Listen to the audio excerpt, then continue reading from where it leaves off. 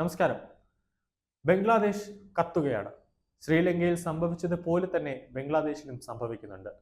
ഭരണവിരുദ്ധ പ്രക്ഷോഭത്തിനിടെ ബംഗ്ലാദേശ് പ്രധാനമന്ത്രി ഷെയ്ഖ് ഹസീന സ്ഥാനത്ത് നിന്ന് രാജിവെച്ചിരിക്കുകയാണ്. ഇവർ ഔദ്യോഗിക വസതി വിട്ടതായാണ് നിലവിൽ പുറത്തുവരുന്ന വിവരം.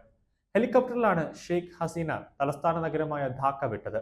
ഷെയ്ഖ് ഹസീനയും സഹോദരിയും ഒരുമിച്ചാണ് രാജ്യം വിട്ടതെന്നാണ് വാർത്താ ഏജൻസിയായ AFP റിപ്പോർട്ട് ചെയ്യുന്നത്. ഭരണവിരുദ്ധ കലാപത്തിന് ഇന്നലെ മാത്രം 98 പേരാണ് കൊല്ലപ്പെട്ടത്.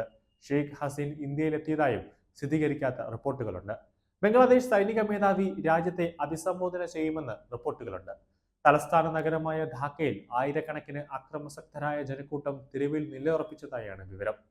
പ്രക്ഷോഭകാരികളായ വിദ്യാർത്ഥികളും അവരുടെ കുടുംബവും തെരുവിൽ ആഘോഷം തുടങ്ങിയതായാണ് ജൽ അസീറ എന്ന ഏജൻസി റിപ്പോർട്ട് ചെയ്യുന്നത്.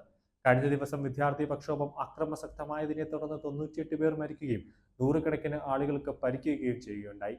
പോലീസുമായും ഭരണകക്ഷി പ്രവർത്തകരുമായും പ്രതിഷേധക്കാർ ഏറ്റുമുട്ടുകയായിരുന്നു.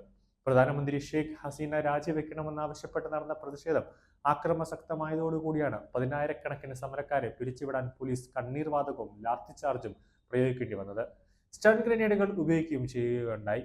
ഞായറാഴ്ച വൈകുന്നേരം 5 മണി മുതൽ സർക്കാർ രാജ്യവ്യാപകമായി അനിശ്ചിതകാല കർഫ്യൂ പ്രഖ്യാപിച്ചിരിക്കുകയായിരുന്നു. കഴിഞ്ഞ മാസം ആരംഭിച്ച പ്രതിഷേധത്തിൽ ഇത്തരമൊരു നടപടി സ്വീകരിക്കുന്നത് ആദ്യമായിട്ടായിരുന്നു. രാജ്യത്തെ ക്രമസമാധാന നില കൈവിട്ടു പോകുന്നുവെന്ന തിരിച്ചറിവിലാണ് അത്തരമൊരു നീക്കത്തിന് സർക്കാർ മുതിർന്നത്. 1971 ബംഗ്ലാദേശ് വിമോചന സമരത്തിൽ മരിച്ചവരുടെ കുടുംബാംഗങ്ങളടക്കമുള്ള 30% സമരക്കാർ ജോലിയിലെ സംവരണം പുനരാരംഭിക്കാനുള്ള ഹൈക്കോടതി ഉത്തരവിന് പിന്നാലെയാണ് വിദ്യാർത്ഥികൾ പ്രതിഷേധവുമായി രംഗത്തെത്തിയത്.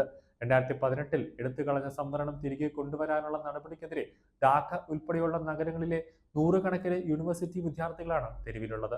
ഇതിനിടെ ഹൈക്കോടതി ഉത്തരവ് സുപ്രീം കോടതി താത്കാലികമായി റദ്ദാക്കിയെങ്കിലും പ്രതിഷേധം തണുപ്പിക്കാൻ സാധിച്ചിരുന്നില്ല. ഇതിനു പിന്നാലെ ഹസീന രാജിവെക്കണമെന്ന ആവശ്യവുമായി പ്രതിഷേധക്കാർ പ്രക്ഷോഭം കടുപ്പിക്കുകയായിരുന്നു. സംവരണ വിരുദ്ധ പ്രക്ഷോഭകരും ഹസീനയുടെ നേതൃത്വത്തിലുള്ള അമര ലീഗ് പാർട്ടിയുടെ വിദ്യാർത്ഥി സംഘടന നേർക്കുനേർ എത്തിയതോടുകൂടിയാണ് പ്രതിഷേധം അതിരൂക്ഷമായത്. ഏതിരുന്നാലും ഹസീന ഇപ്പോൾ ഇന്ത്യയിലേക്ക് കടന്നതായാണ് വിവരം കിട്ടുന്നത്. ഏത് രീതിയിലായിരുന്നാലും ബംഗ്ലാദേശിന്റെ നിയന്ത്രണം മുഴുവനും പട്ടാള മേധാവിയാണ് ഏറ്റെടുത്തിരിക്കുന്നത്. ഒരു തരത്തിൽ ഹസീനയ്ക്ക് ഇനി ബംഗ്ലാദേശിലേക്ക് തിരിച്ചു പോകാൻ പറ്റുമോ എന്നതാണ് ഇനി കാത്തിരുന്ന് കാണേണ്ടത്.